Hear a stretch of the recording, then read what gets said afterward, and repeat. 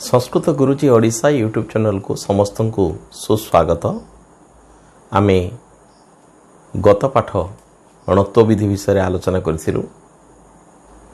आज सत्व विधि विषय आलोचना करूँ। यह पूर्व मु सूचना देवाक चाहे जो मैंने एपर्यंत आम चैनल को सब्सक्राइब करना समस्त पाठगुड़ी को पाइबापी हेले प्रथम चैनल को सब्सक्राइब करनी।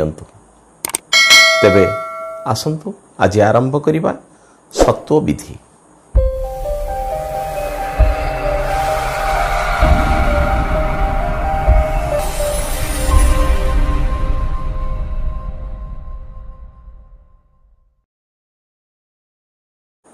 पिला माने पूर्व पाठरे आमे आलोचना करथिलु णत्व विधि विषय। णत्व विधि का कह जाए ना दंत्यन स्थान रे मूर्धन हेबा को णत्व विधि कह जाए। ठीक से हीपरी वर्तमान आम आरंभ कर सत्व विधि। सत्व विधि क्या कह जाए ना दंत्यस स्थान रे मूर्धन्यस हेबाको सत्व विधि कह जाए। तेबे देखिबा को वर्ण पर दंत्यस थिले तार मूर्धन्यस हब, क्यों वर्ण पर दंत्यस थिले मूर्धन्यस हब नाही, से नियम गुड़ा को आमको जानिया पे पड़िबो। ता द्वारा कौन हब जेकोसी उदाहरण परीक्षा पढ़िले आमे उत्तर करने को संभव सक्षम हो पारिबु। तेबे देखिबा ना सत्व विधि क्या कह जाए ना पद मध्य दंत्यस स्थान में मूर्धन्य सेवा को सत्व विधि कह जाए। तेबे ये कहूँ से प्रश्न जे केउ केउ स्वरवर्ण परे दंत्यस थिले दंत्यसर मूर्धन्यस हुए नाही ना। उत्तर होची अ बा आ परे अ बा पद मध्य अ बा आ परे जदि दंत्यस थिबो से दंत्यसर मूर्धन्यस हब नाही, आदो हब नाही। आमे उदाहरण ये नहींचु प्रसाद। ए प्रसाद ये प्र रे अ अच्छी तेणु दंत्यसर मूर्धन्यस होई नाही। अवसाद ब रे अ अच्छी से दंत्यसर मूर्धन्यस होई नाही। भासमान भ एठी भ रे आ अच्छी तेणु दंत्यसर मूर्धन्यस होई नाही। आस्तिक एठी आ अच्छी तापर दंत्यस थिबा हेतु दंत्यसर मूर्धन्यस होई नाही। तेणु अ बा आ परे जदि दंत्यस थिबो तेबे दंत्यसर मूर्धन्यस हुए नाही, सेई दंत्यस ही रुहे।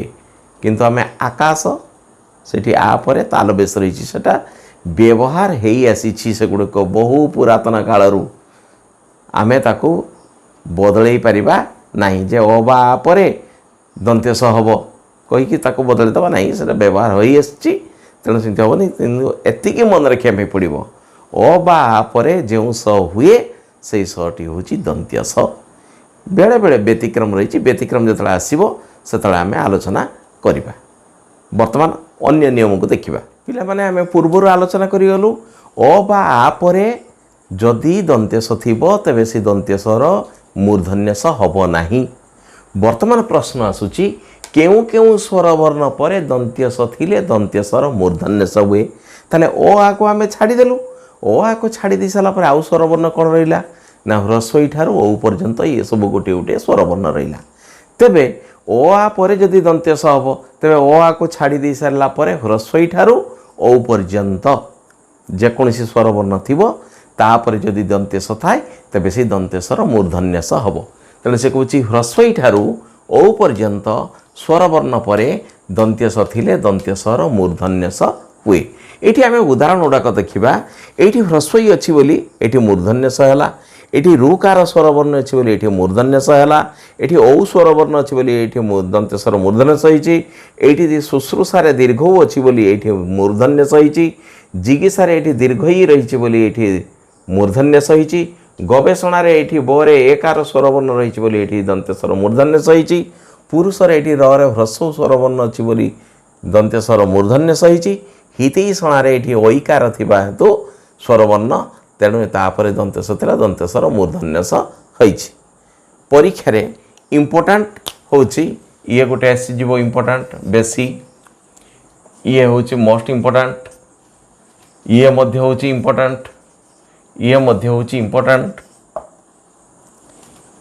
ये मध्य परीक्षा रे पढ़ी पारिबो। तेणु एगुड़ाक आम उदाहरण गुड़ाक कौगुड़ाक बेखातिर करवा नहीं सब उदाहरण को भल भाव मन रखा तापर हूँ केउ केउ व्यंजन वर्ण परवर्ती दंत्य स्वर मूर्धन्यस हुए आम ये देखा ना क वर्ग कहले क ख ग घ उ ये पांचटी वर्ण को क वर्ग कहुए एवं रकार परवर्ती माने क वर्ग भी थी क वर्गर जेकोसी गोटे वर्ण थी तापरे र थी तापरे जदि दंत्य स थाए से दंत्य स्वर कौन हम ना मूर्धन्यस हम तेणु क वर्ग एवं रकार परवर्ती दंत्य स्वर मूर्धन्यस हुए आम उदाहरण को देखा चिकित्सा ये चिकित्सार गठन केमी च रे ह्रस्वई ची क रे दीर्घई की रे हलंत ये रेप रे हलंत तापर दंत्य स आ चिकित्सा रही कौन रही ना क वर्ग क रही एपटे स्वरवर्ण तो ये रही रही तापर दंतस थी हेतु दंत्य स्वर मूर्धन्यस होपरी उत्कर्ष ये क वर्ग क रही तापर रही एवं तापर दंत्यस थिला बोली दंत्य स्वर मूर्धन्यस होइछि तेणु ये मध्य होछि बहुत इम्पोर्टेंट यार परवर्ती नियम देखिबा वर्तमान होछि केउ केउ संधिजात दंत्य स्वर मूर्धन्यस हुए केउ संधिजात दंत्य स्वर मूर्धन्यस हुए ना विसर्ग संधिजात दंत्य स्वर मूर्धन्यस हुए विसर्ग संधि हेइथिबो जदि तापर सेथिरे जदि कोन हबो ना से जो विसर्ग तार कौन हम प्रथमे दंत्यस हम एवं तापर से दंत्यस्वर मूर्धन्यस हम हेले पिला बर्तमान जानिबा कथा जे विसर्गटा कौथुरु तैयारी हुए ना विसर्गटा दुईटा वर्णरु तैयारी हुए दंत्यस्वरु विसर्ग तैयारी हुए और रु विसर्ग तैयारी हुए जोटा दंत्यस्वरु विसर्ग तैयारी हुए ताको सजात विसर्ग कहा जाए एवं रु जो विसर्गटा तैयारी हुए ताको रजात विसर्ग कहा जाए तेबे आमे उदाहरण नहीं देखिबा एठी रही आबिही युक्त कार ये जे आबिही युक्त कार रहिला एठी कौन रही ना विसर्ग रही एई विसर्गटा कौन है आमे विसर्गटा कौथुरु तैयारी होइतिला ना दंत्यस्वरु तैयारी होइतिला तेणु आबिस एठी दंत्यस होइगला तेणु जदि दंत्यस होइगला एठी कौन ना विसर्ग से कहूँ विसर्ग संधिजात दंत्यस्वर मूर्धन्यस हुए नियम अनुसार कौन होइछि ना एठी रही ह्रस्वई रही तापर दंत्यस रही एटी स्वरहीन थिला बोली स्वरवर्ण नथिला बोली दंत्यस होइकी रही दंत्यसटा विसर्ग हो जाइथिला एटी किंतु जेहेतु एपटे आसिकी वर्ण रही सहित तले संधि हो संधि होला परे ह्रस्वई परे दंत्यस थिले दंत्यस्वर मूर्धन्यस हुए से नियम अनुसार ये मूर्धन्यस हो जाइछि सेपरि निहि युक्त फल आमर अच्छी निस आ नीर दीटा उपसर्ग रही तेना ये कौन है निस ये जो निस रहा ये स्वरहीन थिला बोली दंत्यस्वर हलंत थिला ये से दंत्यस्वर हलंत विसर्ग होता तापर रही व्यंजन मन रही तेणु ह्रस्व या सहित जोग हम संधि हम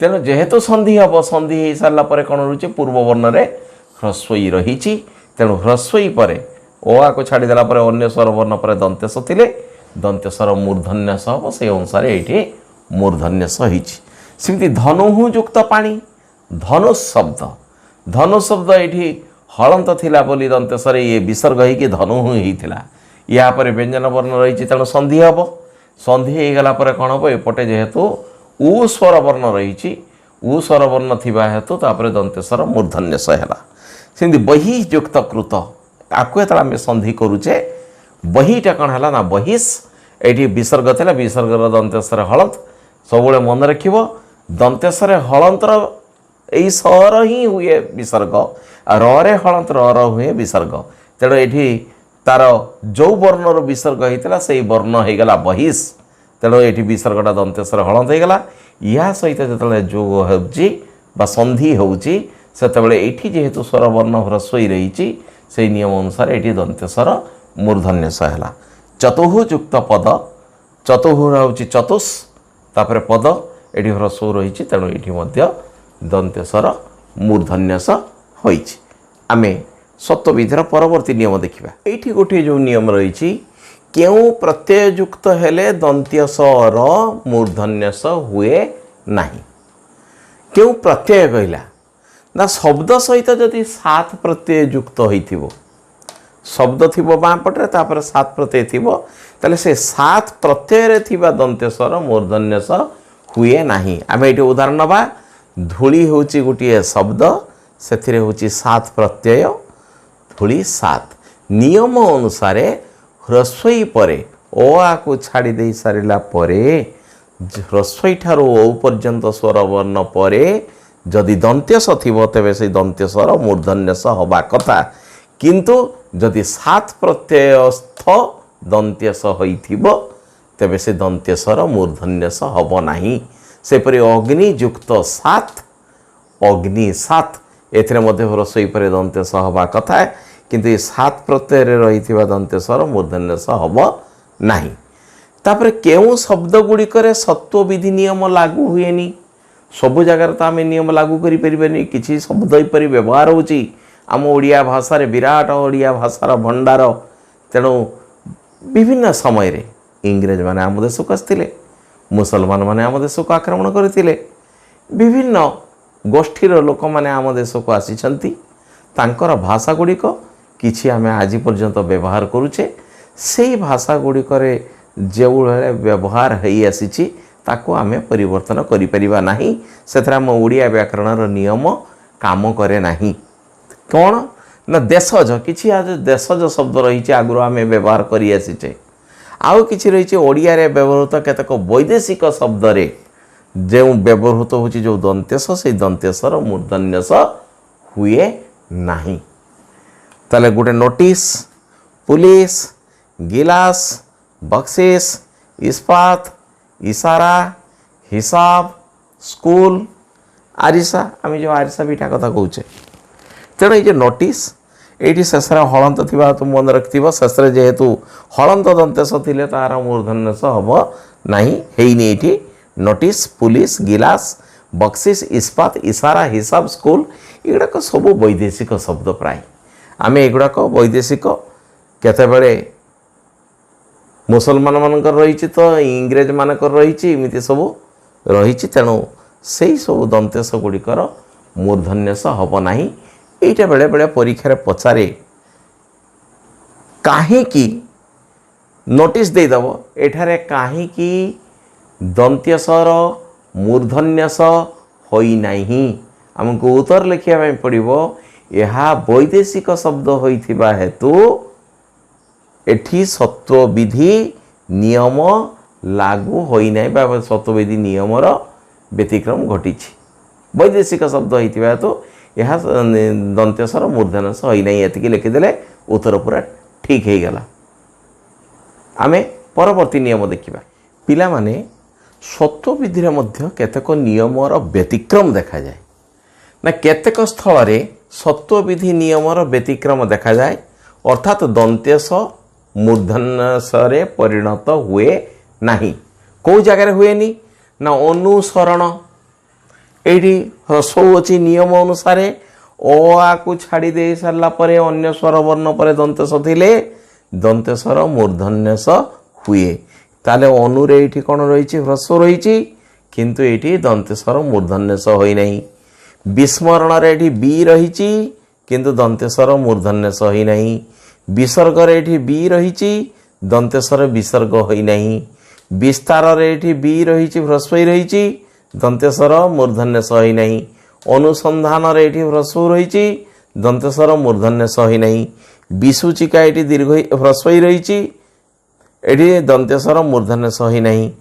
तेणु एई जे गुडाक कोन होछि जदि परीक्षा रे पचारिला धर जो परीक्षा रे पचारिबो अनुसरण एठारे काहे कि दंत्यसर मूर्धन्यस होई नहीं ना यहा सत्व विधिर व्यतिक्रम। एतकी उत्तर लिखा पड़ो यह सत्व विधिर व्यतिक्रम।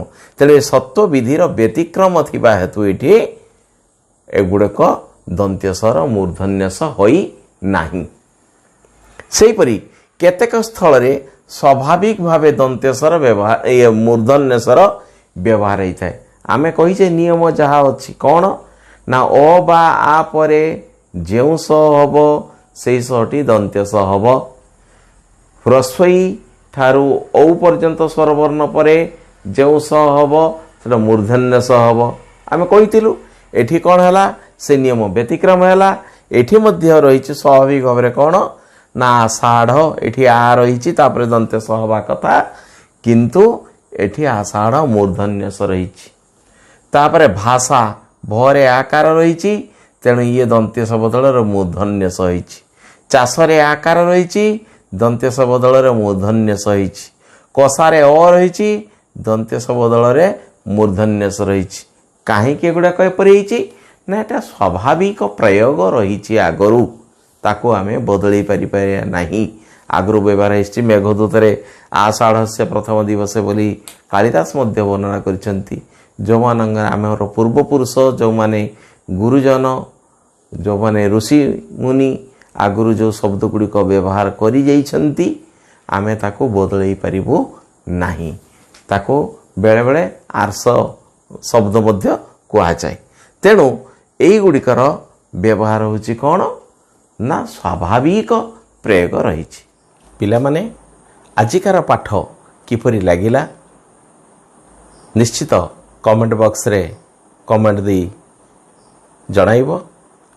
ଏତଦ୍ ବ୍ୟତୀତ ଭିଡ଼ିଓଟିକୁ ଲାଇକ୍ କରିବା ପାଇଁ ଆଦୌ ଭୁଲିବ ନାହିଁ ଏବଂ ଯେଉଁମାନେ ଏପର୍ଯ୍ୟନ୍ତ ଏହି ଚ୍ୟାନେଲଟିକୁ ସବସ୍କ୍ରାଇବ୍ କରିନାହାନ୍ତି ସେମାନେ ସବସ୍କ୍ରାଇବ୍ କରିନେବା ସହିତ ଅନ୍ୟ ପିଲାମାନଙ୍କର ଉପକାର ପାଇଁ ତାହାକୁ ଅଧିକରୁ ଅଧିକ ସେୟାର କରିବାକୁ ଚେଷ୍ଟା କରିବେ।